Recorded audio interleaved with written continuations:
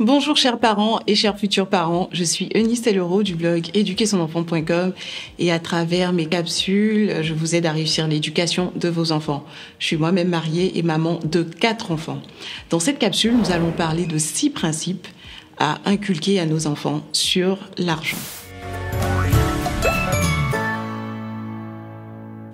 Dans un monde comme le nôtre, dans lequel nos enfants sont de plus en plus bombardés par la publicité à la télé, la publicité sur les réseaux sociaux, les affiches publicitaires dans la ville, dans un monde comme le nôtre dans lequel nos enfants sont soumis à la pression de leurs copains qui possèdent tous des smartphones, qui ont tous des jeux vidéo, qui ont tous des chaussures de dernier cri, qui ont des marques.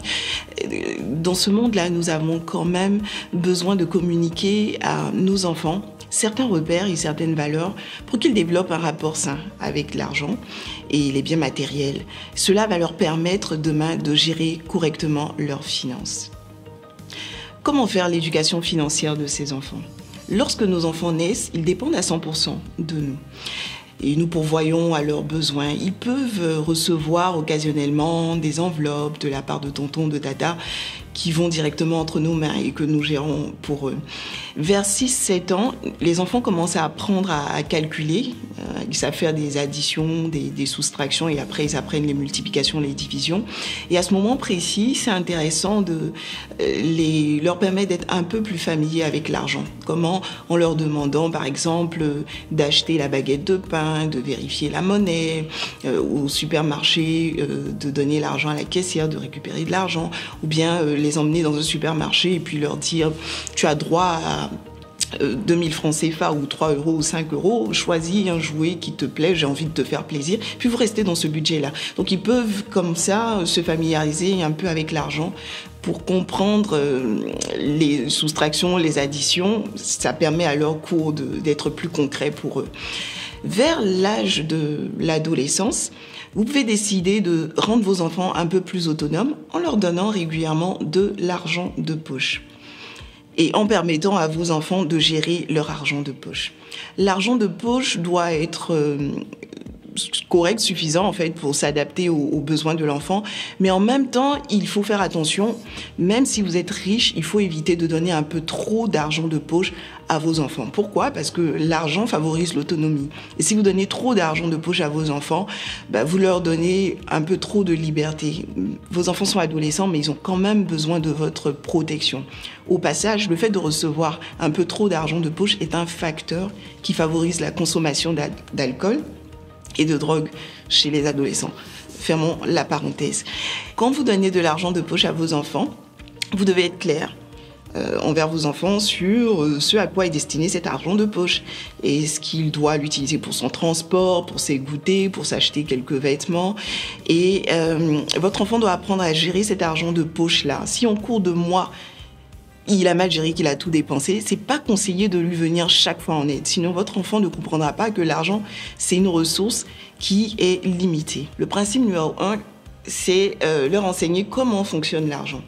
L'argent, il peut soit se gagner, se dépenser, se partager, s'épargner ou s'investir. Je reprends, gagner, dépenser, partager, épargner, ou investir. Et votre enfant doit savoir que l'argent ne sert pas juste à être dépensé. Il doit aussi avoir cette culture de partage et d'épargne. On va revenir dans la suite de la vidéo là-dessus. Deuxième principe à enseigner aux enfants, c'est le fait d'avoir un budget et de noter ses dépenses. Quand j'étais au lycée, ma mère, au collège aussi, ma mère me donnait de l'argent de poche dans lequel il y avait l'argent de mon transport, il y avait aussi l'argent de la nourriture. Le fait d'avoir un budget, ça permet de savoir dans l'argent qui est reçu combien est alloué au transport, combien est alloué au repas entre midi et 2, quelle est la marge qu'on a pour se faire plaisir ou pour partager, pour aider les autres. C'est important d'avoir cette discipline-là parce que plus tard, elle sera utile. Quand on est adulte et qu'on n'a pas de budget, qu'on ne sait pas gérer son argent, on est quand même quelque part en danger dans sa gestion financière. Il faut enseigner à vos enfants à ne pas dépenser plus qu'ils ne gagnent. Comment est-ce que c'est possible ? Eh oui, c'est possible.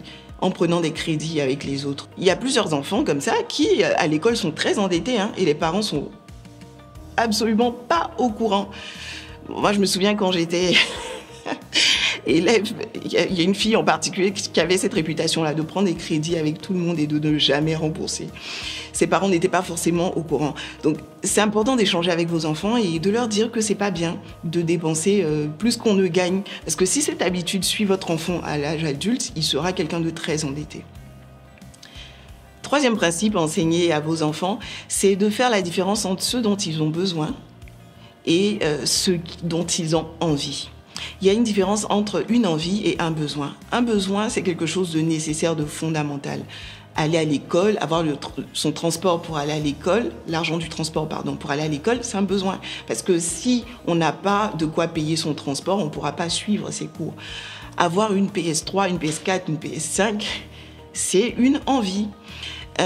C'est important que vos enfants fassent cette différenciation-là. Pourquoi? Parce que ça va les aider à vivre dans le contentement, à reconnaître que quelque part leurs besoins sont pourvus et que les autres choses qu'ils souhaitent avoir ou posséder correspondent à des envies, donc c'est du surplus. Bien entendu, je ne suis pas en train de dire qu'il faut être très très strict et pour voir qu'aux besoins et ne jamais faire de petites gâteries à ses enfants, pas du tout, mais c'est important que vos enfants le sachent dans leur gestion financière. Ils doivent être heureux de savoir que leurs besoins sont pourvus. Ils doivent apprendre à résister à la publicité, à ne pas faire d'achats impulsifs, échanger avec eux et puis discuter. Tous ces principes-là, vous allez les retrouver sur une chaîne YouTube qui s'appelle Tchatching, excusez la prononciation. C'est une chaîne YouTube qui a conçu des dessins animés pour éduquer justement financièrement les enfants. Et dedans, vous allez donc retrouver tous ces principes-là. Vos enfants doivent apprendre à se contrôler face à leurs envies. Ils ont peut-être 10 000 francs d'argent de poche CFA. 10 000 francs CFA, ça correspond à 15 € d'argent de poche. Quelqu'un vient, leur présente un produit qui coûte 10 000 francs, c'est le début du mois.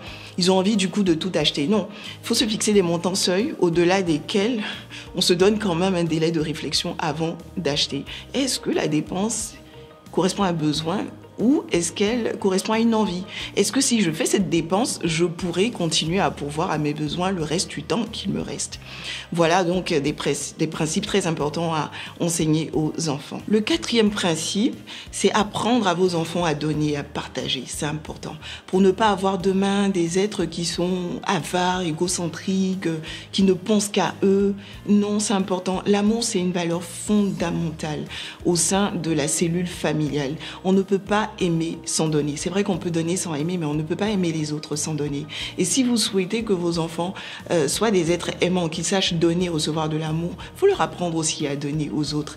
Et en la matière, ils nous copient pas mal, hein, donc soyons nous-mêmes aussi des exemples, des modèles. On peut récupérer leurs jouets et puis les offrir à des enfants qui sont avec eux, bien sûr, avec leur accord, les offrir à des enfants qui sont moins âgés.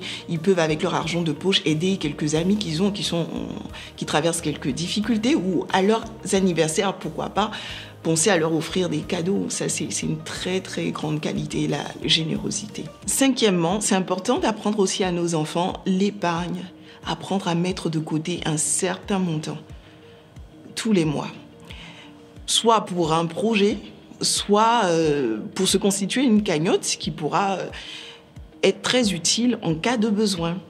Et je me souviens quand j'étais étudiante en France, quand je devais partir, ma mère m'avait vraiment sensibilisée sur l'épargne. J'étais boursière de l'État de Côte d'Ivoire. Elle me disait, il faut que tu épargnes, que tu épargnes, que tu épargnes. Je me suis retrouvée à 17 ans à gérer une bourse qui faisait autour de 450 € aujourd'hui, donc ça fait 300 000 francs CFA. Il fallait payer l'internat et puis vivre avec le reste. Donc tous les mois, je m'étais fixé comme objectif d'épargner 100 000 francs CFA, donc 150 €. Et je respectais cette discipline. Ben, vous savez ce qui s'est passé? Au bout d'un an environ, j'avais 1 million sur mon compte. Moi, la jeune fille de 17 ans, 18 ans, 1 million sur mon compte, je me sentais millionnaire. Waouh, donc je suis millionnaire. Mais bon, après, il y a eu quelques difficultés. La bourse n'était pas très régulière et mes épargnes ont fondu comme peur au soleil. Ça n'a pas été évident. Mais vous voyez que le fait de parler, de partager vos principes avec vos enfants les aide et puis les guide, leur donne de bonnes habitudes. Et enfin, sixième principe, c'est leur communiquer la culture de l'investissement.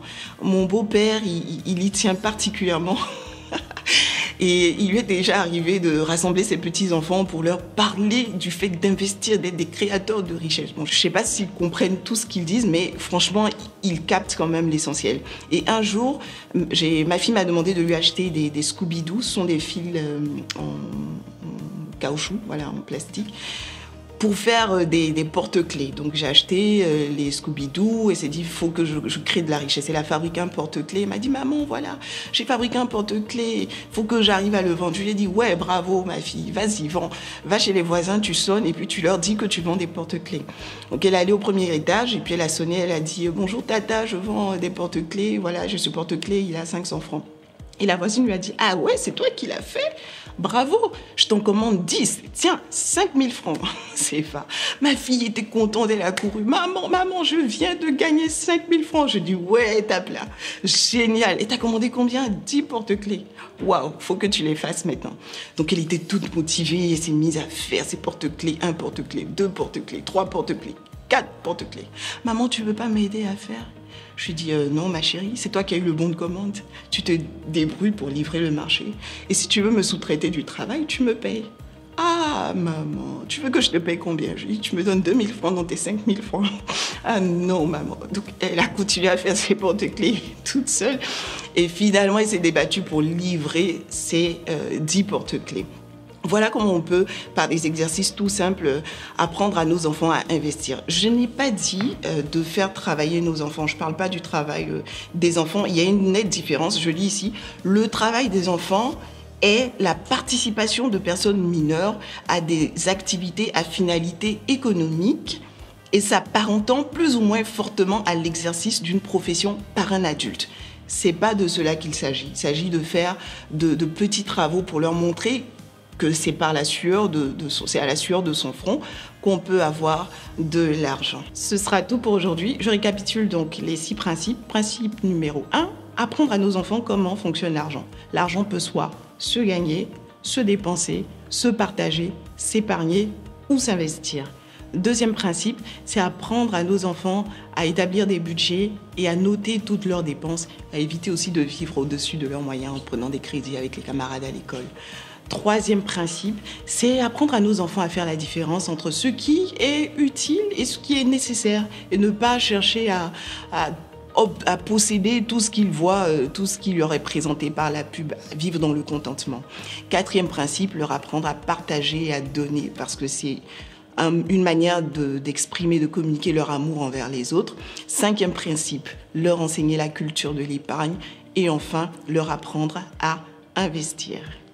Si vous avez aimé cette vidéo, n'hésitez pas à la liker, à la partager et à vous abonner à ma chaîne. À très bientôt.